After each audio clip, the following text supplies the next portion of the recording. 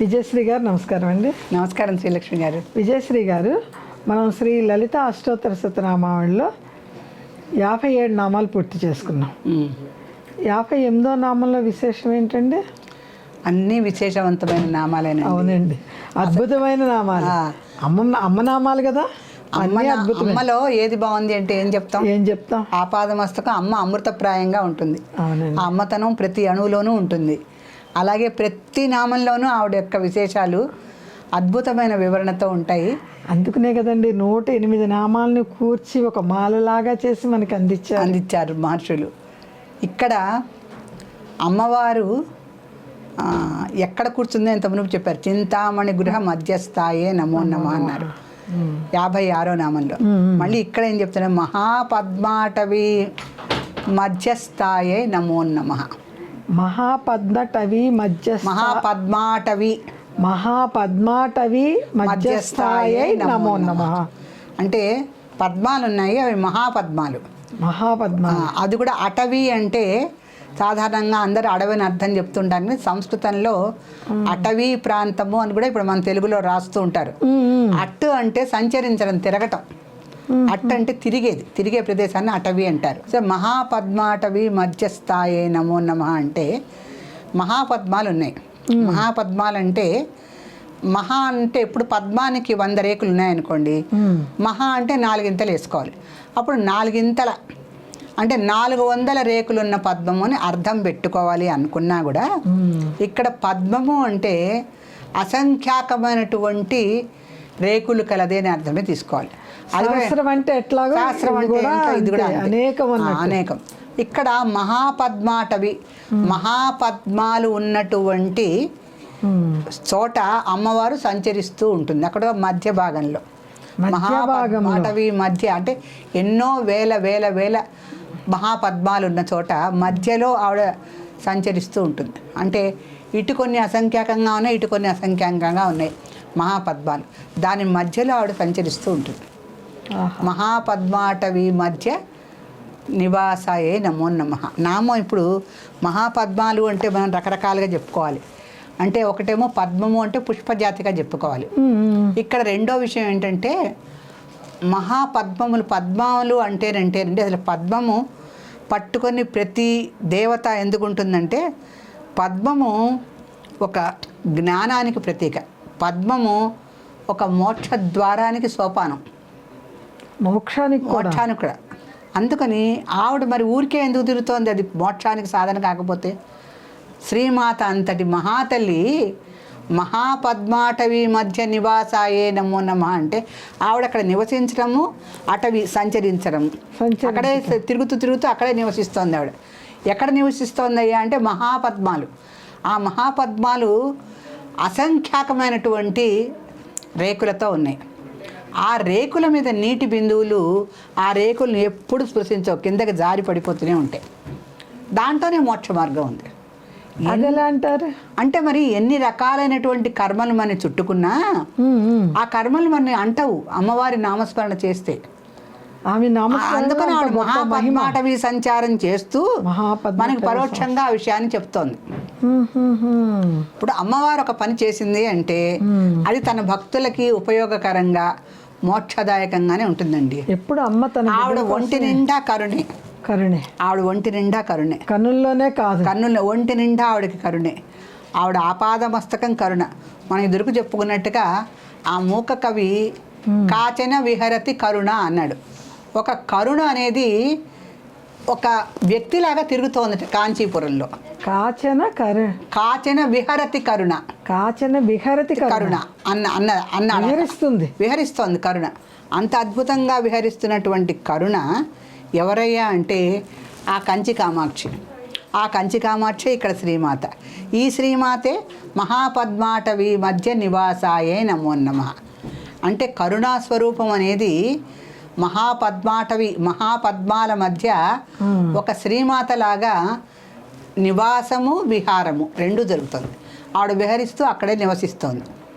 అయితే మధ్య అన్న విషయాన్ని ఇక్కడ ఎందుకు చెప్పాడు అంటే ప్రతి చోట రజతాచల శృంగాగ్ర మధ్యస్థాయే నమో నమ, చింతామణి గృహ మధ్యస్థాయే నమో నమ, ఇక్కడికి వచ్చేసరికి మహాపద్మాటవీ మధ్య నివాసాయే నమో నమ. ఎక్కడైనా మధ్య భాగము అనేసరికి ఆమె అంటే మధ్య భాగం యొక్క విశిష్టత ప్రాముఖ్యత ఆవిడ చెప్తోంది. ఎందుకంటే కనుబొమ్మలు ఉన్నాయండి, మధ్య భాగం గురుస్థానం, ఇది ఆజ్ఞాచక్రం. ఈ శుభ్రు 2 చక్కటి కనుబొమ్మలు ఉన్నాయి, దీని మధ్య భాగం చాలా ఇంపార్టెంట్. మనకి ఇక్కడ బ్రహ్మరంధ్రం ఉంది, శిరస్సుకి మధ్య భాగంలో ఉంటుంది. ఎక్కడైనా మధ్య భాగం చాలా ఇంపార్టెంట్. ఇక్కడ శిరస్సుకి కిందకు వచ్చేసరికి కనుబొమ్మలకు మధ్య గురుస్థానం. ఇక్కడ సహస్రార చక్రం ఉంది, ఇక్కడ ఆజ్ఞా చక్రం ఉంది. ఈ 2 మధ్య భాగాలే. 2 కనుబొమ్మల మధ్య ఉండేటువంటి ఈ గురుస్థానము కనుబొమ్మలకి మధ్యస్థానం. ఈ మధ్యస్థానమే గురుస్థానము. చక్రపరంగా చూసుకుంటే ఆజ్ఞా చక్రం ఇక్కడ. అలాగే శిరస్సును ఉన్నటువంటి ఇది బ్రహ్మరంధ్రం ఉంది, ఇది కూడా శిరస్సుకు మధ్యలోనే ఉంటుంది. ఇటు వెనకాల ఉండదు, ఇటు ముందు ఉండదు. ఇటు వస్తే లలాటం వచ్చేస్తుంది, వెనకాల వస్తే పృష్ఠభాగం వస్తుంది. మధ్య భాగమే కదా శిరస్సు. శిరస్సు యొక్క మధ్య భాగంలోనే సహస్రార చక్రము ఉంటుంది, బ్రహ్మరంధ్రం కూడా అక్కడే ఉంటుంది. ఆ బ్రహ్మరంధ్రం ఎక్కడుందంటే శిరస్సుకు మధ్య భాగంలో ఉంది. మళ్ళీ పృష్ఠభాగంలో లేదు, ముందు భాగంలో లేదు, మధ్య భాగంలో ఉంది. ఇక్కడ కూడా మధ్య భాగం చాలా ముఖ్యం. దీని తర్వాత ఆవిడ శక్తి కూటైక తాపన్న కటితో భాగధాన్యోక్తిను కంఠాద కటి పర్యంత మధ్య కూట స్వరూపిణి. ఆవిడ 3 నామాలు చెప్పుకున్నాం మనం ఒకసారి. పంచదశి మంత్రము ఉపదేశం లేని వాళ్ళు, ముఖము ఈ నాభిమండలం వరకు ఉన్న కటి పర్యంతము, కటి నుంచి పాదాల వరకు ఉన్నటువంటి శరీరము 3 భాగాలుగా ఉందని చెప్పుకుంటూ మనం మహాపంచదశాత్మైక స్వరూపాయన ఆ నామం కాదండి, ఇక్కడ శ్రీమద్ వాగ్భవ కూటైక స్వరూపముఖ పంకజ ఒకటి వాగ్భవ కూటం. ఇక్కడంతా మనకి పళ్ళు, నోరు, నాలిక ఇక్కడి నుంచి శబ్దం రావడం వాగ్భవ కూటం ఇదంతా. తర్వాత కంఠాద కటి పర్యంత మధ్య కూట స్వరూపిణి. ఆవిడ ఇక్కడ కూడా మధ్య భాగంలో ఉంది. మళ్ళీ ఇక్కడ మధ్య కంఠ భాగం నుంచి కటి వరకు మధ్య భాగంలో ఉంది. ఇక్కడ కూడా అంటే మధ్య భాగం అంటే ఏంటి, మళ్ళీ ఇక్కడికి వచ్చేసరికి నాభి ప్రాంతం. ఇక్కడేమో మణిపూర చక్రం చాలా ముఖ్యం. నాభికి పైన కంఠము శిరస్సు వరకు ఒక శరీరము, నాభికి కింద ఉన్నటువంటి ఊరువులు పాదాల వరకు ఒక భాగము. ఈ మధ్యలో ఉన్నటువంటి నాభి చాలా ముఖ్యమైనది. నాభితోనే కదా మొత్తం ఈ శిశువు యొక్క పెరుగుదల, జననము అన్నీ కూడా నాభిస్థానంతో ముడిపడి ఉన్నాయి కదా. సో శరీరంలో, మనిషి శరీరంలో మధ్య భాగంలో ఉన్నటువంటి నాభి చాలా ముఖ్యమైనది. బిడ్డకు ప్రాణాధారం నాభే కదా. నాభే. అలా రకరకాలుగా ఎక్కడెక్కడ మధ్య భాగాలు మహా శక్తివంతమైనవో ఆవిడ చూపిస్తోంది. అందుకని ఆవిడ కూడా ఏం చేస్తుంది, మహాపద్మాటవి మధ్య నివాసాయే నమో నమ. అంటే ఆ మహాపద్మాలుగా ఉన్నటువంటి కర్ణిక అంటే మధ్యలో ఆ తామర పువ్వుకి మధ్యలో చిన్న చిన్న కేసరాలు ఉంటాయి. ఆ కేసరాల మధ్య భాగంలో కూర్చుందని కూడా చాలా వర్ణనలు ఉన్నాయి మనకి. మనం అలా కూడా చెప్పుకోవచ్చు. అంటే కొన్ని కోట్ల మహాపద్మాలు ఉంటే దాని మధ్య భాగంలో ఆవిడ కూర్చుంది. అక్కడే సంచరిస్తోంది, అటవి సంచరిస్తోంది, అక్కడే నివసిస్తోంది. అక్కడే నివాసము, అక్కడే సంచారము చేస్తున్నటువంటి అమ్మవారు అక్కడ ఎందుకుంది అంటే ఆ మహాపద్మాలు ఎప్పుడూ కూడా కైవల్యానికే ప్రతీకలది. ప్రతి దేవత పువ్వుని, ఆ తామర పువ్వుని చేతిలో పట్టుకోవడంలో ఉద్దేశం ఏంటంటే వాళ్ళు మోక్షప్రదాతలు కనుక ఒక పద్మాన్ని పట్టుకొని ఉంటారు వాళ్ళు. లక్ష్మీదేవి అవ్వచ్చు, శ్రీమాత అవ్వచ్చు, సరస్వతీదేవి అవ్వచ్చు, కాంచి కామాక్షిదేవి అవ్వచ్చు, ఎవరైనా కూడా మహాపద్మాటవి సంస్థ నివాసాయే నమో నమః అంటే మహాపద్మాలను వాళ్ళ చేతిలో పట్టుకొని ఎటువంటి మాలిన్యాలు లేకుండా వాళ్ళ దీని నుంచి అవి తామరాకు మీద నీటి బొట్టులాగా జారిపోవాలి. అంటే భక్తుల యొక్క కర్మలు కూడా జారిపోవాలి. అది అమ్మవారి యొక్క ఉద్దేశం. అందుకని మధ్య భాగాలన్నీ సూచిస్తూ వెళ్తుంది. ఇక్కడ ఒక నామం ఉందండి లలితా శాస్త్రంలో, నిస్తుల నీలచికుర నిరపాయ నిరత్య. ఈ నామం చెప్తే అంటే పారాయణ చేస్తే నిస్తుల నీలచికుర నిరపాయ నిరత్య, ఈ నామాన్ని రోజు 108 సార్లు శ్రద్ధగా చదివితే మనకు పూర్వజన్మ ఉన్న కర్మలన్నీ కూడా ఈ తామరాకు మీద నీటి బొట్టులాగా రాలి పడిపోతాయి కిందకి. రాలి పడిపోతాయి. అంటే పూర్వజన్మ కర్మలు వాళ్ళని బాధించవు అంటావు అసలు. ఈ జన్మలో చూడండి చాలామంది, కొంతమంది చాలా పుణ్యాత్ములు ఉంటారు, ధర్మాత్ములు ఉంటారు, ఎన్నో దాన ధర్మాలు చేస్తుంటారు, కానీ వాళ్ళకి ఎన్నో రకాలైన సమస్యలు. అయ్యో ఆయన అంత మంచిగా ఉంటాడు, అన్ని పూజలు చేస్తాడు, అన్ని దానాలు చేస్తాడు, వాళ్ళకి ఏమిటో ఇలా చుట్టుకుంది అనుకుంటాం. పూర్వజన్మ కర్మలు అవన్నీ, సంచిత కర్మలన్నీ మూడు వస్తాయి. అందుకని ఆ పూర్వజన్మ కర్మలు రాలి పడిపోవాలంటే నిస్తుల నీల చిక్కుర నిరపాయ నిరక్తియ ఈ నామాన్ని 108 సార్లు చదవాలి. అప్పుడు పూర్వజన్మ కర్మలు ఒక్కొక్కటి రాలి పడిపోతూ ఉంటాయి. అంత అద్భుతమైన నామాలు సహస్రంలో ఉన్నాయి. అంటే 108 సార్లు ఈ నామపారాయణ చేస్తే చాలు అనుకోకూడదు, మనం ఎప్పుడు చేస్తూ ఉండాలి. మనం పూర్వజన్మ కర్మలు ఎన్ని వేలల్లో ఉన్నాయో మనకు తెలియదుగా. తెలుసా, ఒకటో రెండో అయితే పోనీ 2 రోజులు చేసి ఊరుకోవచ్చు. చేసాం అమ్మో అయిపోతుంది నిరంతరం. అది కాకుండా 86 లక్షల ప్రాణికోటి జన్మలు అయ్యాక మనం ఇప్పుడు వచ్చాం మానవ జన్మలు. మరి అప్పటి నుంచి అదే ఆత్మ ప్రయాణం చేస్తోంది. ఈ ఆత్మకి ఎన్ని కర్మలు చుట్టుకుని ఉన్నాయి, మరి పెరుగుతూనే ఉన్నాయి. చూస్తుంది, ఆత్మసాక్షిగా చూస్తూ ఉంది అక్కడ. అది మనకి ఎన్ని కర్మలు చేశామో దాంట్లో పాపకర్మలు ఎన్నో, పుణ్యకర్మలు ఎన్నో. సో పాపకర్మలన్నీ రాలి పడిపోవాలంటే ఈ నామాన్ని 108 సార్లు పారాయణ చేయమని చెప్పారు. లేకపోతే ఇప్పుడు ఈ నామానికి కూడా అదే విధి. మహాపద్మాటవీ సంస్థ మహాపద్మాటవి మధ్య నివాసాయే నమో నమః అంటే ఈ నామాన్ని చదివినా మనకున్నటువంటి పూర్వజన్మ కర్మలన్నీ కూడా రాలిపడిపోతాయి. అందుకే అమ్మవారినండి చాలా చోట్ల భానుమండల మధ్యస్థ రత్న చింతామణి గృహ మధ్యస్థాయే నమో నమః అని చోట్ల మధ్య భాగం ఎలా చెప్పారు, భానుమండల మధ్యస్థ, సూర్యమండలం మధ్యలో అమ్మవారు ఉందట. రత్న చింతామణి గృహ మధ్యస్థాయే నమో నమః. ఇందాక కూడా చెప్పుకున్నా, చింతామణి గృహ మధ్య భాగంలో అమ్మవారు కూర్చునింది, మనం ఇందాక నామంలో చెప్పుకున్నాం. ఇది కాక సుమేరు శృంగ మధ్యస్థ, ఇది లలిత అష్టోత్తరంలో మొట్టమొదలే వచ్చింది. అవునండి. మేరు పర్వత మధ్య భాగంలో అమ్మవారు కూర్చుంది. సుమేరు శృంగ మధ్యస్థ. ఆ సుమేరు పర్వతానికి చివర కొన ఉంది, అక్కడ మధ్య భాగంలో అమ్మవారు ఉంది. అలాగే సుధాసాగర మధ్యస్థ, సుధాసాగర్లో మధ్య భాగంలో ఉంది మళ్ళీ ఆవిడ. ఇలా కాకుండా జ్వాలామాలిని కాక్షిప్త వహ్ని ప్రాకార మధ్యగా.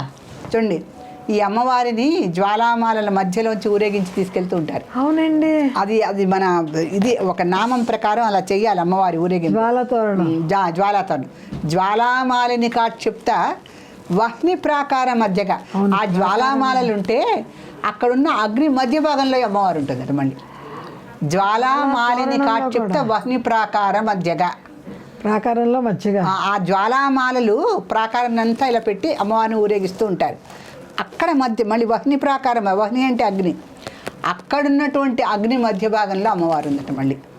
సుమేరు శృంగ మధ్యస్థ రత్న చింతామణి గృహ మధ్యస్థ, మళ్ళీనేమో ఇప్పుడు జ్వాలామాలిని కాక్షిప్త మధ్య భాగ, మళ్ళీ సుధాసాగర మధ్యస్థ.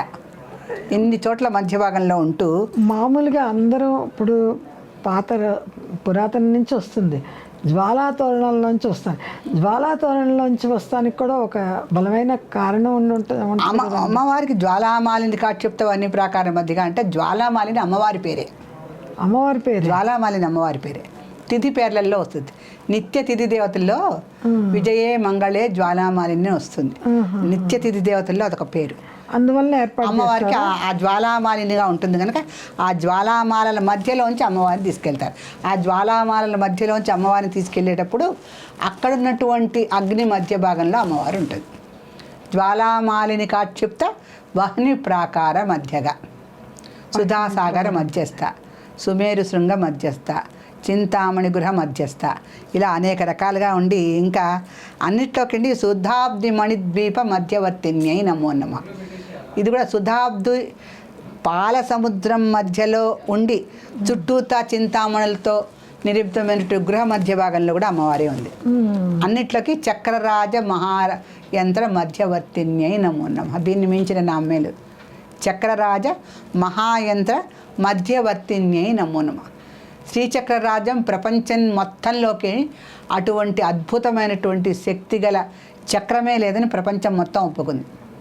అంటే విదేశీయులు కూడా దీన్ని గమనించి ఇటువంటి చక్రము, ఈ చక్ర నిర్మాణము, దీంట్లో ఉన్నటువంటి త్రికోణాలు, ఆ మధ్యస్థానంలో ఉన్నటువంటి బిందువు, ఇవన్నీ ఎక్కడా కూడా లేవని వాళ్ళు సైతం ఒప్పుకొని ఆ చక్రాన్ని చాలా బాగా వాళ్ళు అర్థము అది కూడా వివరించిన పాశ్చాత్యులు చాలామంది ఉన్నారు మనకి. చక్రరాజ మహాయంత్ర మధ్యవర్తిన్యై నమో నమః. శ్రీచక్రంలో మధ్య భాగంలో అమ్మవారు కూర్చుని ఉంటుంది. అంటే ఇన్ని చోట్ల మధ్య భాగంలో అమ్మవారు ఎందుకు కూర్చుంటుందంటే శరీరం దగ్గర నుంచి శ్రీచక్రం వరకు మధ్య భాగం అనేది చాలా ముఖ్యమైనది. అటువంటిది మహాపద్మాటవి సంస్థ నివాసాయే నమో నమః అన్న నామంలో ఈ మహాపద్మాటవి నివాసంలో ఆవిడ మధ్యలో తిరుగుతూ సంచరిస్తూ మళ్ళీ నివాసం కూడా అక్కడే ఉంటుంది.